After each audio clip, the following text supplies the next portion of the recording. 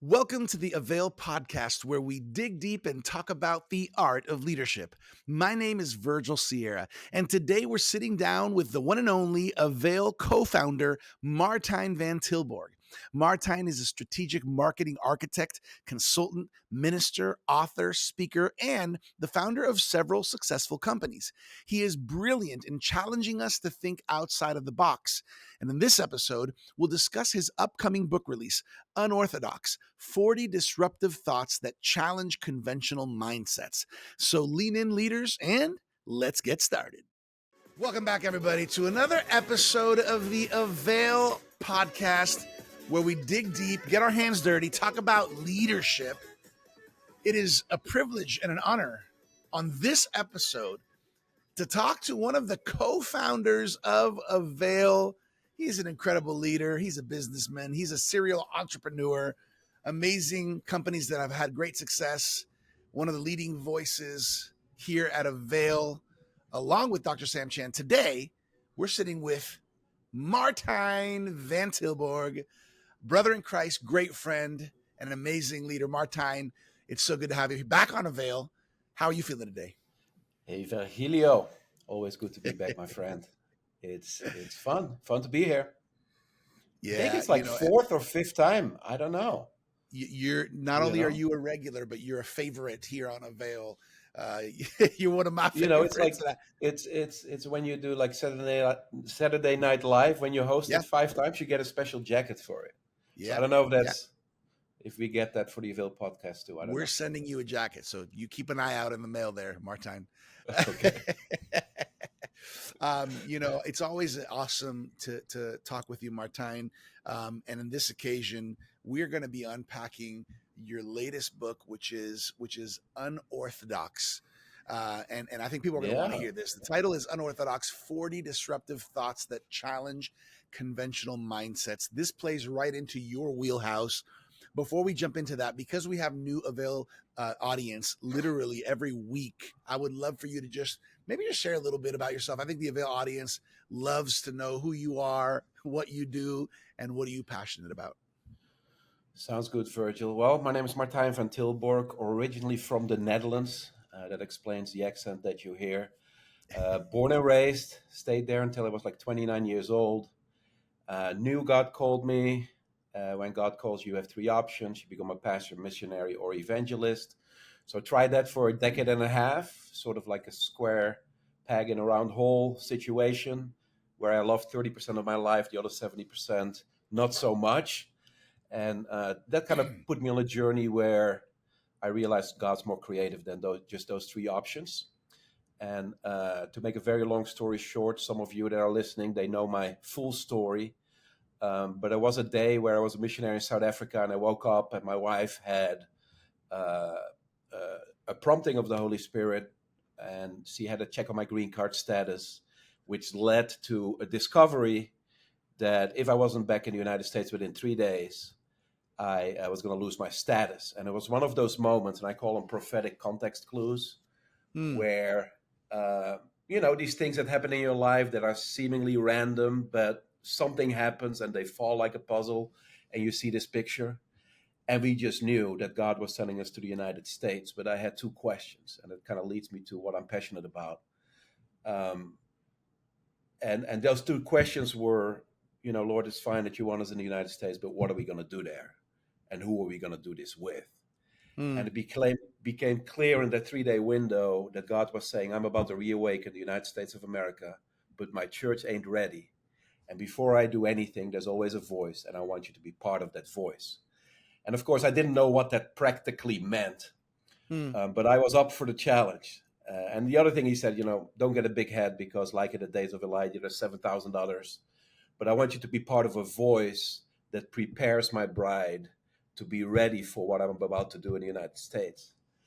And I had my definition of what it meant to be a voice to the church. And so for the next 2 years, I kind of traveled around speaking in churches, talking about this new thing that God was going to do.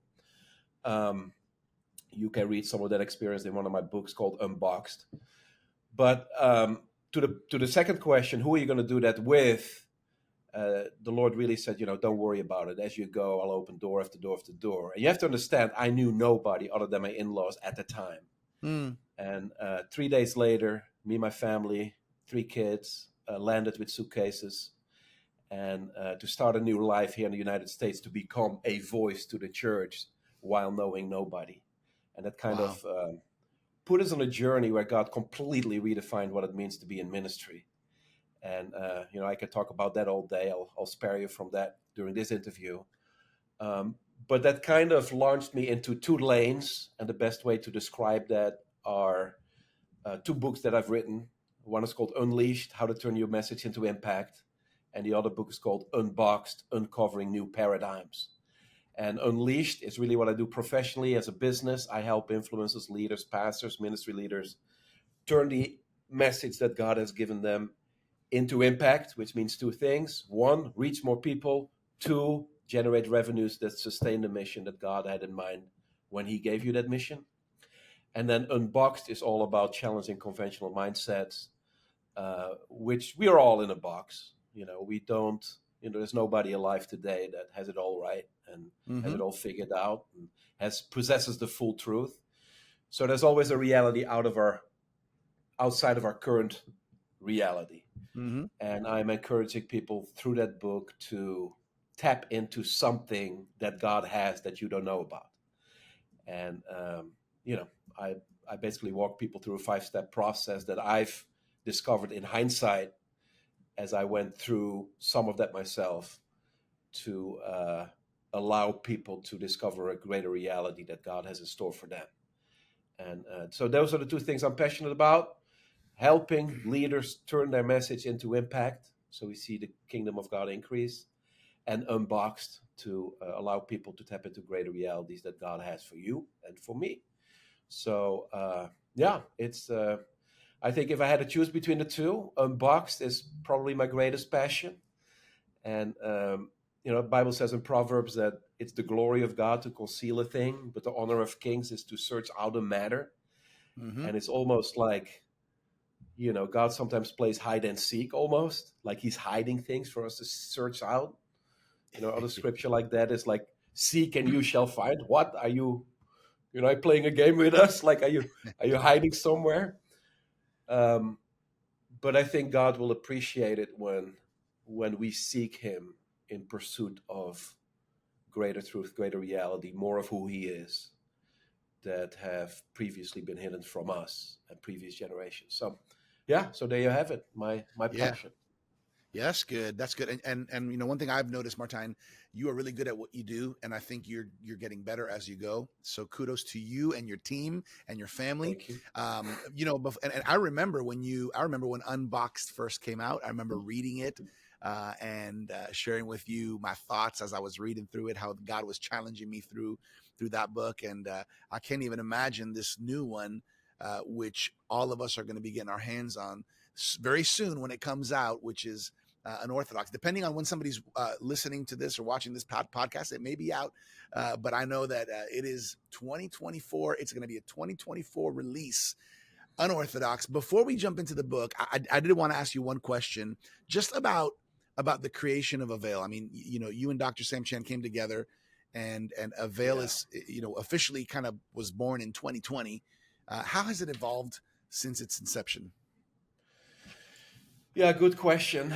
Sam Chan and I have become great friends over the years, and we came to a point in 2019, I believe it was, where we had a conversation one day, and I kind of asked him the question, what would it look like if we created a leadership brand that goes beyond Sam Chan? Because up until that moment, I had collaborated with Sam in various projects, especially in the digital space, but also in publishing of books and things like that. But they're all focused on Sam Chan content. And I remember asking him one day, what would it look like if we created a brand that is bigger than Sam Chan, that still has Sam Chan behind it as one of the thought leaders and creators, but also facilitates a platform for other leaders, and not just other leaders that we've all known and heard from, but also those emerging leaders that maybe we haven't heard of. and how can we provide a platform for new, fresh voices to be heard. And so we brainstormed about that, and I remember late 2019 we gathered together at the Orlando airport at the Hyatt, and we met with 30 people, and I kind of did a keynote presentation of what this brand, which is now AVAIL, could look like. And it sort of provided us with a blueprint of what I envisioned this could be. And out of that meeting, the brand was born. And as you know, we came out with the magazine April 1st, 2020, which was an interesting time. And we had to decide, are we going to continue with this or not? And we decided to go full force forward, which was one of the best decisions I've ever made. And yeah, it's been explosive, to say the least. The partnerships that we've developed in the church world, ministry world, but also in the marketplace world, where we have leaders that associate with us and contribute to the brand and publish their books through us and contribute in the magazine. And, what I was just sharing was that, the reason I'm in this country is to be a voice to the church. And AVAIL is one of those platforms, one of those brands that allows me to do that, not just to plug in my own content like Unboxed and Unleashed and now Unorthodox, coming out later in the next couple of months, but also curating a sound. And I know we talked about that in episode 100, when Sam and I talked to you about kind of the AVAIL journey. And the only way I can put it is like we're able to curate a sound that the church needs. And, it reminds me of this scripture in Matthew 13. And it says, therefore, every scribe who is instructed unto the kingdom of heaven is like unto a man that is a householder who brings forth out of his treasure things new and old. And, there's been leaders that have been around for a long time that have contributed incredible value to the church. But if that's where we stop, is where we become stagnant. And so we've been able to plug in, for lack of better words, fresh blood, new talent, if you will, into the brand that, creates something fresh, something new. And that's exciting. And if you've received the journal, the magazine, you see that. You see old wells that have been of benefit and will continue to bring benefit to the body of Christ, but then also new voices that challenge the status quo.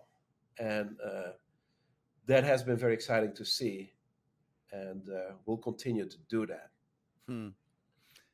It's been awesome. It's been fun for me as the host of the AVAIL podcast from episode 1 till now, which we're approaching 200 soon, and it's great to hear the voices of new up and coming leaders as well as established faithful leaders throughout the years. And one of the things I like is to create tension. I think we need tension. In fact, Sam Chan wrote a book about that a couple years ago, harnessing the power of tension. And we need tension if we are going to grow. Because one of my pet peeves is like, so many people say, hey, join this club of like-minded people. Well, like-minded people don't make you grow. Right? Like-minded people, they just affirm your current position. They strengthen your current position. But it's the people that challenge you that make you grow. That doesn't mean that when they challenge, I have to conform to that challenge. But maybe I should. But I don't have to, But at least they make me think. So, one of and you might have had him on the podcast, one of the stories that come to mind is the story of Kent and Beverly Maddox out of Alabama. They've become good friends over the last few years. Kent traveled with Benny Hinn for 15 years, of all people. And that's his background. And he planted a mega church in Alabama, in Oxford. It's kind of like in the middle of Alabama there. I've been there a couple times. And, he ran into a situation that made him think. And I remember him telling me the story. And we reported on this in a few issues back in the AVAIL Journal. But he told me the story that a kid died in his church. Terrible situation. So that he had to do this funeral, and he pulled himself together and he did it. And then after the funeral, the mom comes to him and says, do you think my son went to hell? Where is he now? And he couldn't answer that question. And it made him think. And he, according to what he told me, he kind of fell into like a faith crisis. Like, how do I deal with these kind of questions? Right. And then he decided, you know what? While I'm at it, here's 12 other questions I don't know how to answer, right? Can you be gay and love Jesus? And, complicated questions. Like, Right. what do you do with that? And so his way of dealing with these questions, and I'm not endorsing that his method was the best one to do, was to get in front of the church. And he says, guys, I don't know, but I have questions. And if you're like me, chances are you have questions. Let's figure this out together. I don't have answers, but as we wrestle through this together, maybe we can figure out some, find some truth outside of what we know to be truth. And so he went through those questions. 350 people got up and left the church, like in that moment. And so, long story short, he decided, you know what? Some questions you never get an answer to. What I'm going to do is I'm going to turn my mega church building into a rehab center. And if you go there right now, there's 200 recovering people living inside of his church building. He still has church there. Church is much smaller, but he's more worried now about what he can do while he's alive than what he can do after he dies. Sure. And these are just stories that challenge us, that create tension. And I love that because it makes us think, and in pursuit of greater truth. And I personally have come to the conclusion God is less worried about us having the right information than it is about God wanting us to actually transform the earth he placed us on. And that's the prayer he wants us to pray, right? Your kingdom come on earth. It already is in heaven, so we don't have to worry about that. Heaven's okay. Yeah. But what can we do here? So, stories like that. I met somebody called Carl Vaders. I was in California speaking at an Assembly of God meeting with leaders. Carl Vaders was there. Never heard of him, never met him. And he wrote a book called Desizing Church. And just that title intrigues me, right? Because we're so obsessed sometimes with church growth strategies. And here is this guy coming out with a book that says, we got to de-size the church. We got to make it smaller. And even though I haven't read the book, it just got my mind going. Like, this intrigues me. Like, is there power in de-sizing the church? I want to hear from this guy. So we're going to do an article with him. And that's kind of how we curate this brand. Like, okay, let's hear from some established people that we've known for years, but then also let's hear from people that have a different perspective, that have wrestled through things that maybe we haven't wrestled through, and maybe have discovered some things that could be of value to us. So anyways, that's kind of like how we run this whole AVAIL universe, and hopefully at the end of the whole deal, we'll all be better for it. Yeah, I love the diversity of the voices and the content, both in the AVAIL Journal, through the AVAIL publishing of our books, and also, of course, here on the podcast. And speaking of getting us to think, I think that's exactly what your new book release is going to do. It is. The one thing that's in common with some of your other books is the first two letters, un. Yeah, so that's the thing. It's almost like OCD, Virgil. It's like, okay, your new book's coming out. What is it going to be? It has to start with un. Although, I had one book in there, it was called A Time of War. Do I regret it? Should I have found one with un? Probably. But I remember with my daughter, I was on a plane, and we were talking about, okay, what are we going to call this thing? And, well, Dad, it has to be un. So we just went to the dictionary and looked at every word with un. And then we ran into unorthodox, and that kind of stuck. because Yeah. it kind of communicated what this whole deal was all about. So, yeah. Yeah. So Unorthodox 40 Disruptive Thoughts that Challenge Conventional Mindsets. Again, this is your wheelhouse. Why did you write this book? Yeah, I mean, like I said, I am who I am, and I like to think of myself as a disruptor, as a reformer, as somebody that makes people think, which I personally believe is needed if we're going to grow as leaders. So, if you always do what you always did, you always get what you always got, and we basically do out of our belief system. So if our belief system doesn't change, then we keep doing what we're doing, which results in the same results, sometimes even worse. So yeah, I mean, I wrote it because I have these thoughts when I wake up sometimes, and I jot them down and I write about it. And I think it's always been my philosophy that if I'm a steward over the message that God has given me, I need to share it and put it in formats that other people can consume.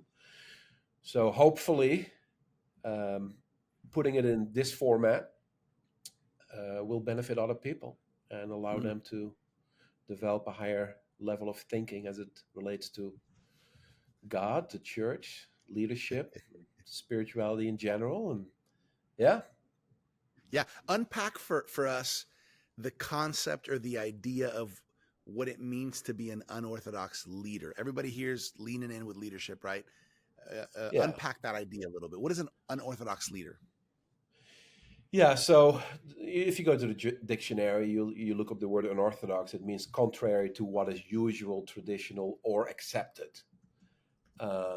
So many times, and I kind of compare it to Old Testament scripture when the Israelites finally leave the land of Egypt, where they've been in slavery for 430 years, and they're out. They're free, but it's not necessarily immediately better because now they're stuck in the wilderness. And then after traveling for some days, they get to this oasis, and they're like, this must be the promised land, right? So they put up camp, and there's 70 palm trees, and it's awesome. And I think the danger is for us, the church, is to encamp and establish ourselves around an oasis, while the reality is it's just a pit stop, right? We got to continue to journey into a greater reality, aka the promised land, which is our inheritance as believers. And sometimes we get lured into a place where the first, when we come up for air Right. from our wilderness experience, we think like, wow, this is the place we got to be because it feels so good compared to where we used to be. And, that's where,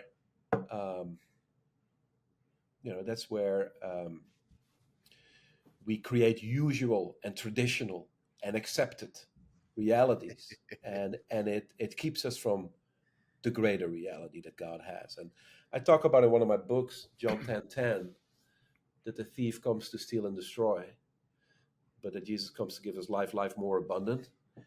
And so many times I've come to discover that we look at the thief as this guy that comes and takes our health and afflicts us with depression and steals from us, and conflict and death and all these obvious negatives, which is true, obviously.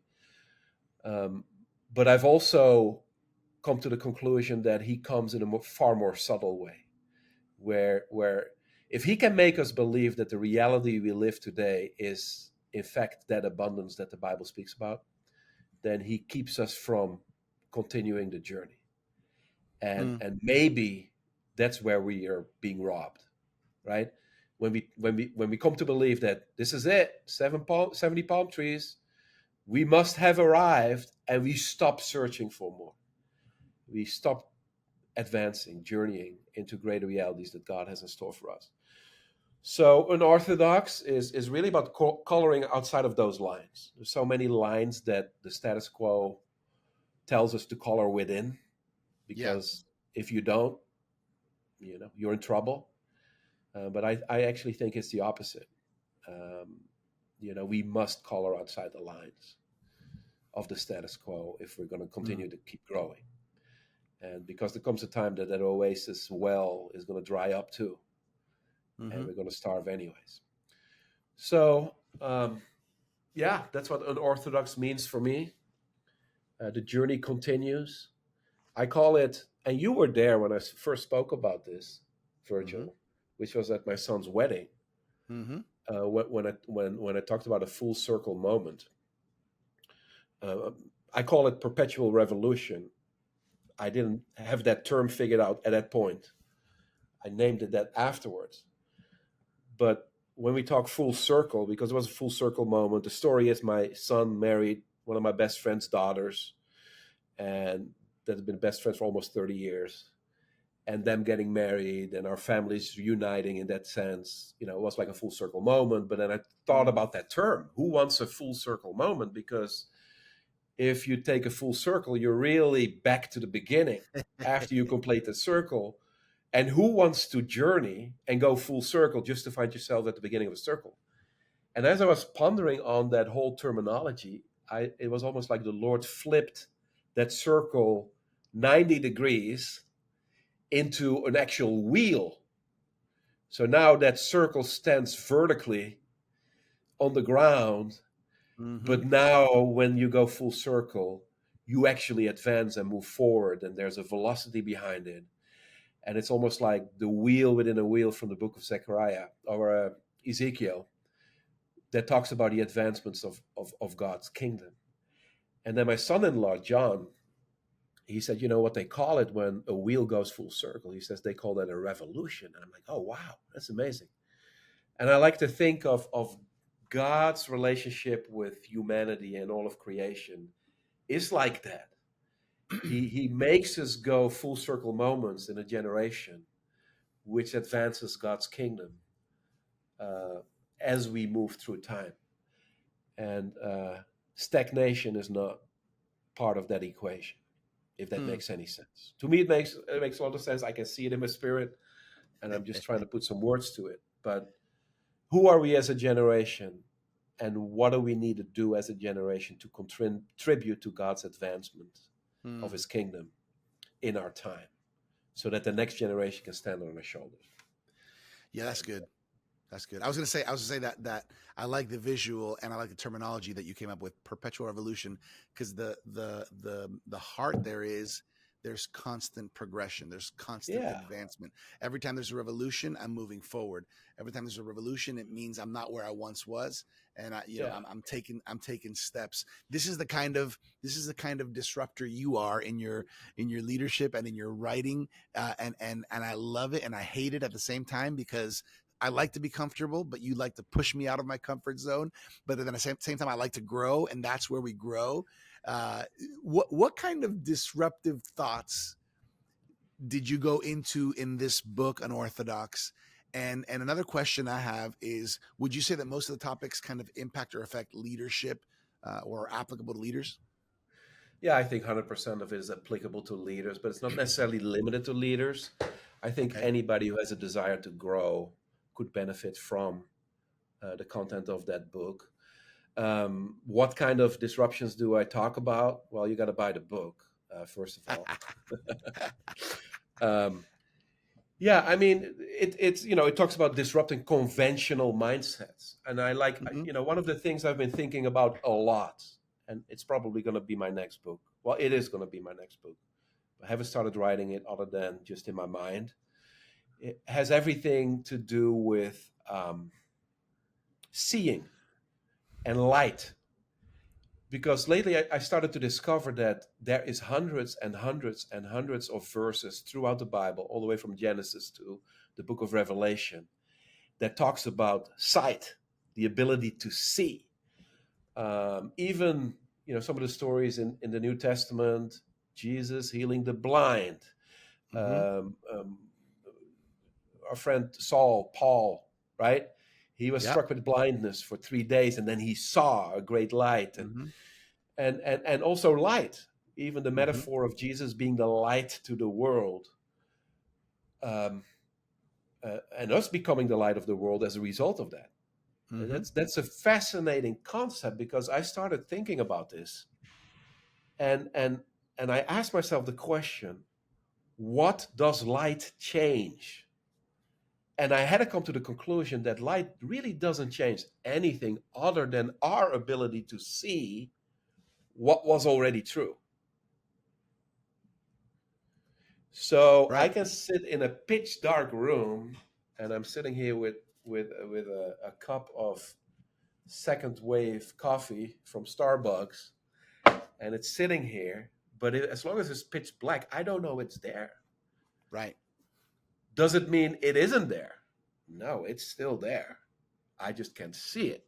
The moment the light turns on, I realize, you know what? Here's a cup of coffee. I better drink it because I like coffee. So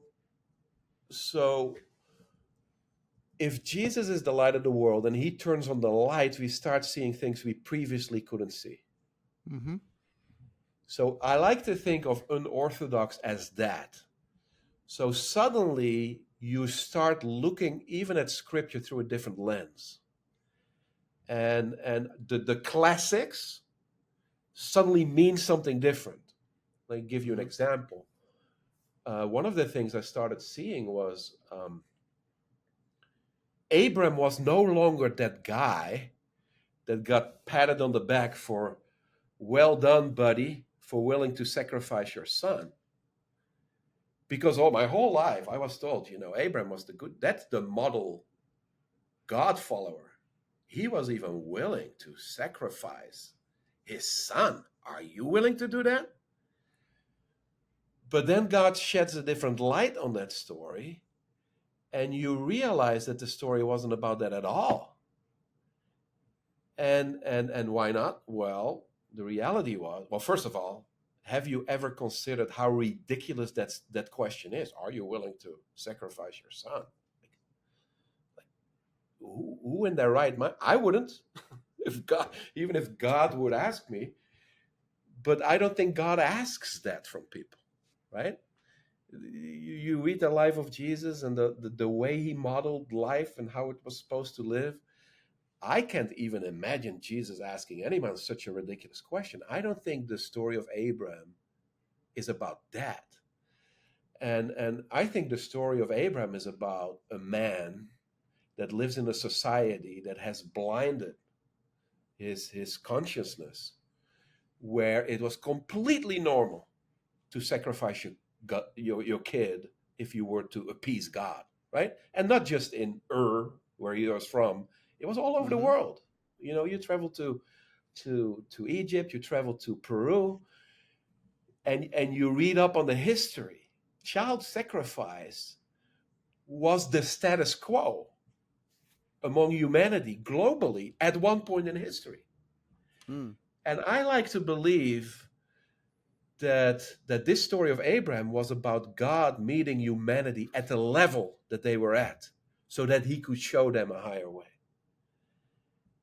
And for lack of better illustration, God the Father was sitting in heaven with Jesus in his right hand, pointing at the earth, saying, "Man, what a mess down there. Got to do something about it."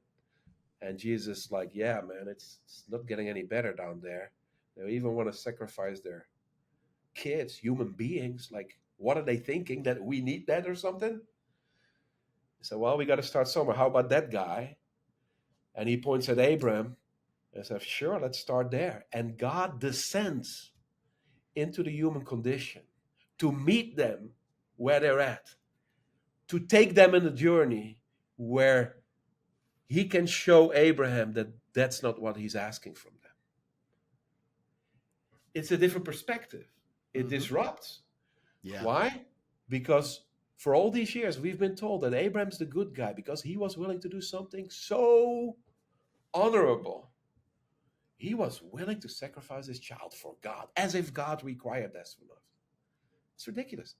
No, God came down to our level to speak our language, where he said, "All right, you think you need that? I need that? Then go ahead, let's do it." And he went on a journey with Abraham to show him something that had always been true, which was, I never required human sacrifice. Ever.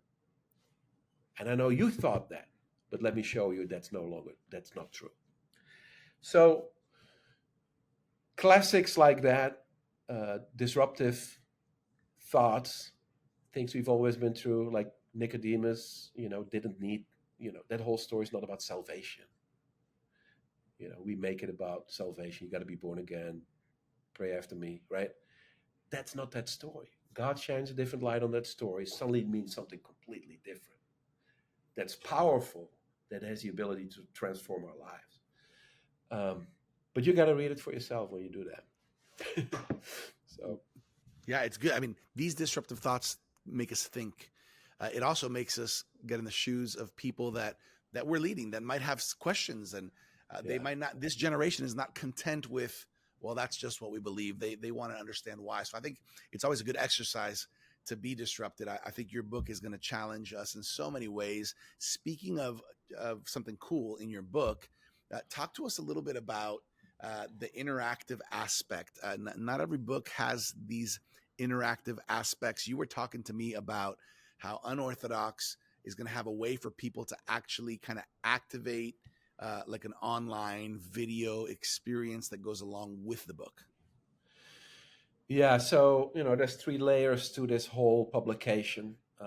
First of all is the content layer. So for me, those 40 thoughts came out of, honestly, they came out of social media posts initially. So if you go to my social media profiles, you look me up on Facebook, you'll see me spitting out thought of the day or the week or whatever. And over time, there were a lot of thoughts that I thought, I can impact that a little bit more. So I harvested 40 of them and turned it into a manuscript, into a 40-day journey of, transformation. So that's how the message kind of came about. But then creatively, I thought, you know what, I can just create another 40-day leadership devotional like everybody else has done. So I decided to make it a coffee table book.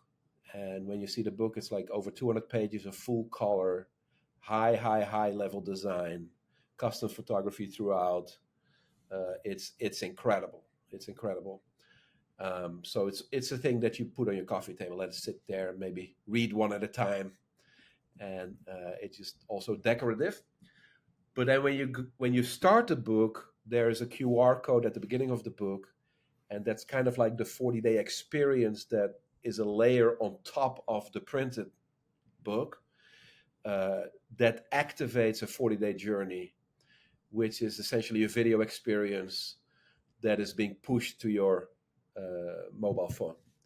So when you scan the QR code, it opens up a video that says, hey, listen, this is what the 40-day experience looks like. Click the link below to activate it. The moment you click that link, your 40 days start. And it basically releases video content every single day that goes alongside of that written piece of content for that day. And it just enhances the learning curve and delivers the content in different formats. So, yeah, that's different than what we've ever done before. And to my knowledge, I don't think anybody else has done something like this. And it makes for a quite incredible, different book. Yeah. Yeah. Before I have you share with the audience where they can go to get the book, to find this content, also to connect with you online, social media, let me just read a couple. Remember, there's 40 of them, so we're just scratching barely the surface here. Here's a title: The Wilderness as Your Comfort Zone. That's going to disrupt your thinking. Yes.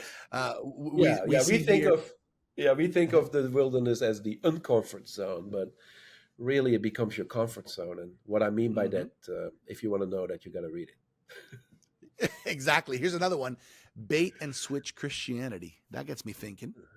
Yeah. Pedaling harder to maintain your speed. Opportunity without restriction. Are you a copycat? Ouch.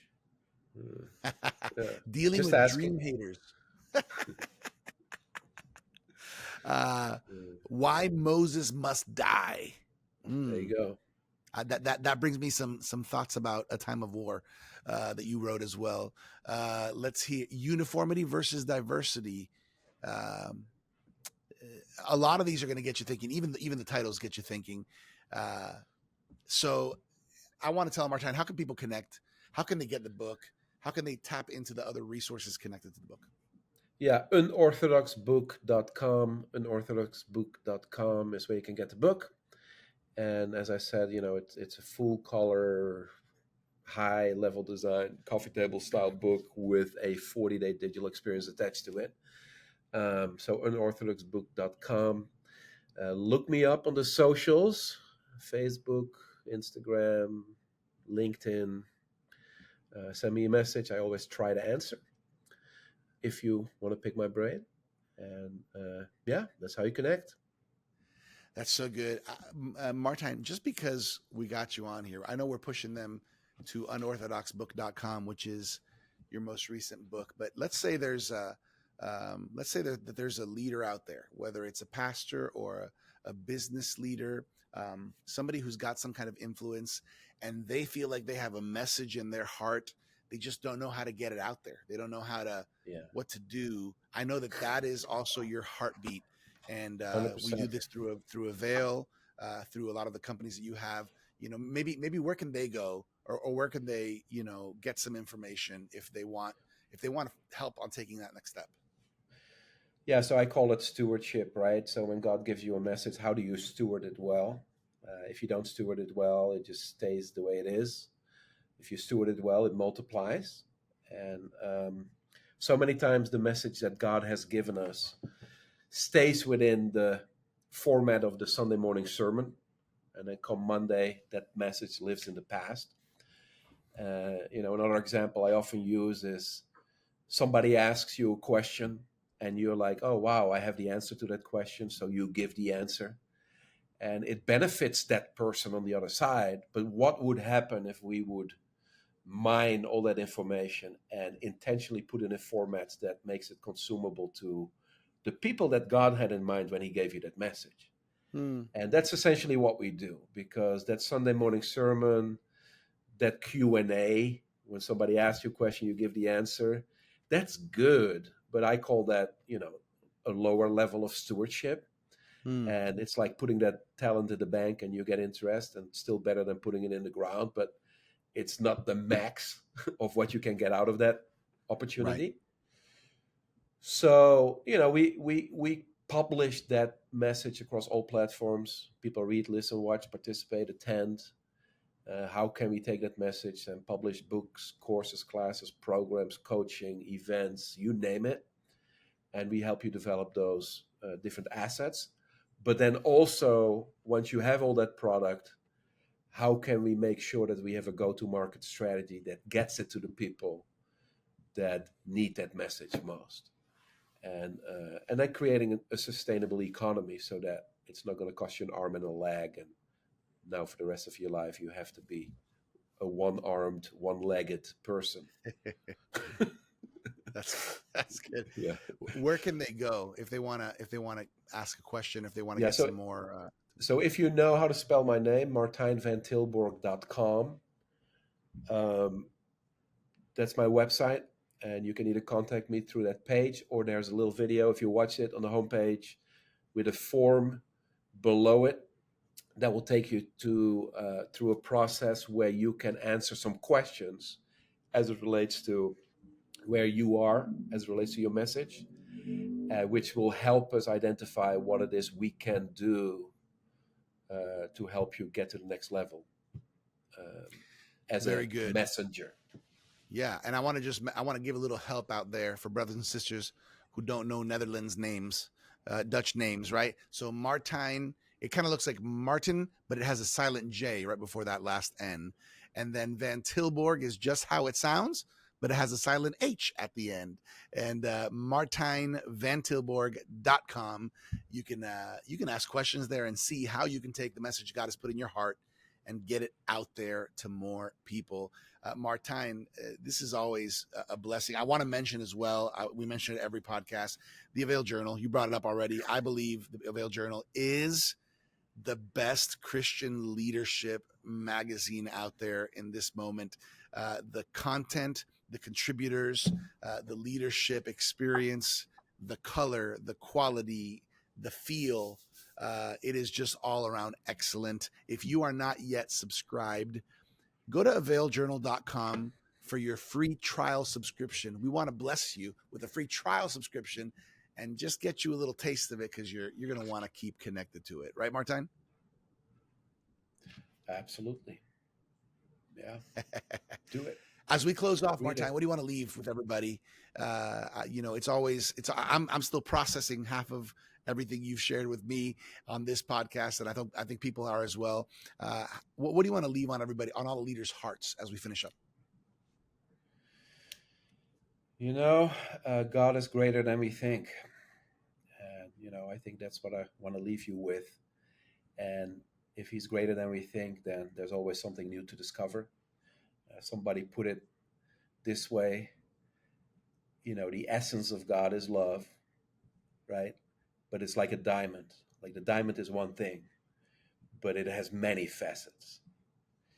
And there's always new facets to discover about who God is. Doesn't change his nature, his essence, but it reveals another facet of who he is.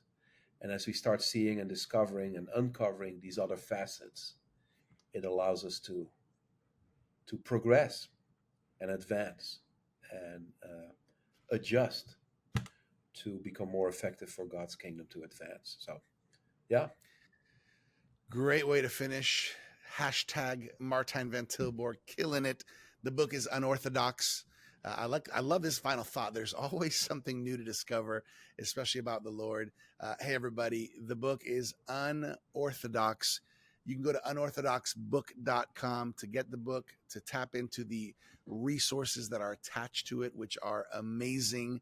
40 disruptive thoughts that challenge conventional mindsets. You want to add this to your library. If you have some leaders in your life that you love, that you admire, that you're blessed and encouraged by, you might want to get some extra copies and give them to those leaders. If you're leading people, you might want to get some copies and discuss it in a small group as you journey through these disruptive thoughts that are going to help you grow and challenge you to keep moving forward in the calling God has given you. Martijn, a lot of times at this point, I say, on behalf of our amazing leaders, Dr. Sam Chan and Martijn van Tilborgh, I want to say thank you. But you are Martijn van Tilborgh, and I just want to say on behalf of the whole AVAIL team and family, we are proud of you, Martijn. We're cheering you on with this new book, which we know will lead to another one in the near future. But we're proud of you. We honor you as an amazing leader, as a great husband and father, and a person who's helping people's message make an impact all over the world.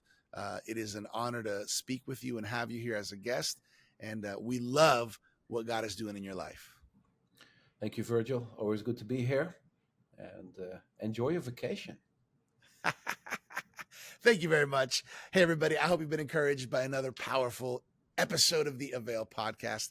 On behalf of AVAIL, I'm Virgil Sierra, lead pastor of Vertical Church, Iglesia Vertical here in South Florida. We are one church, two languages. I'm your host on this amazing podcast with amazing leaders.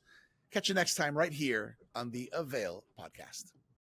Thank you for joining us for this episode of the AVAIL podcast with our guest, Martijn van Tilborgh.